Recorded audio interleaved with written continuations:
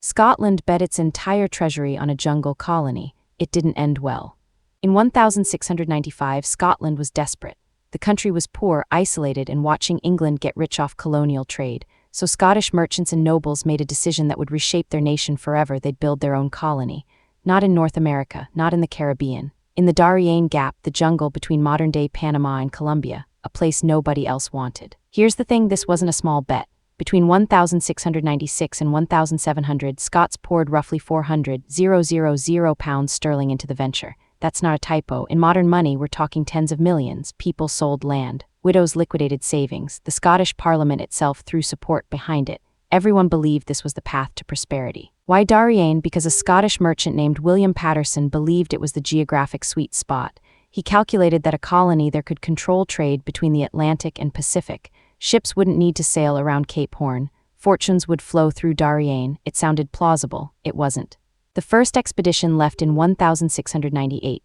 Around 200 Scottish settlers sailed toward what they thought was paradise. They called it New Caledonia. What they found was nightmare fuel, swampy ground, tropical diseases they'd never encountered, and zero infrastructure. No shelter, no fresh water source, no trade partners waiting.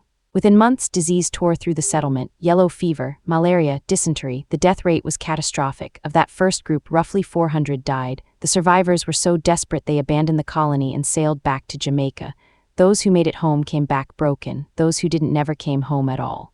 But here's where the story gets worse. Scotland didn't give up. A second expedition sailed in 1699, then a third in 1700, each time more settlers, each time the same result: disease, death, failure. The Scottish government kept funding it, nobles kept pushing it, people kept dying. Meanwhile, England was not happy. The English didn't want Scottish competition in colonial trade. They pressured Spain, who actually claimed the territory, to shut it down.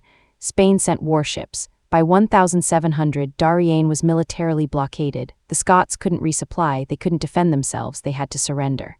The colony was abandoned, the dream was dead, and Scotland's economy was shattered. That 400,000 pounds, gone, invested in dirt and graves. Merchants who'd funded it went bankrupt, families lost everything.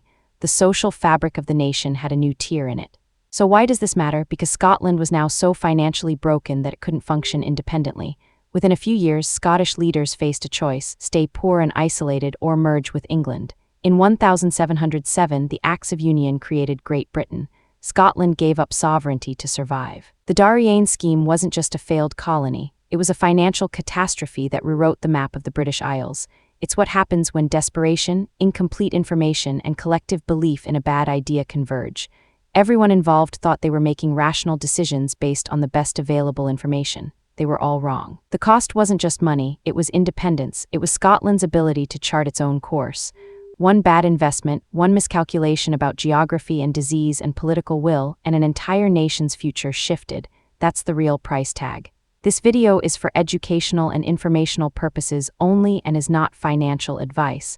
Always do your own research. Subscribe to see how other financial manias and market collapses shape the world we live in today. Subscribe, there's a new unsolved financial collapse every week. This video is for educational and informational purposes only and is not financial advice. Always do your own research.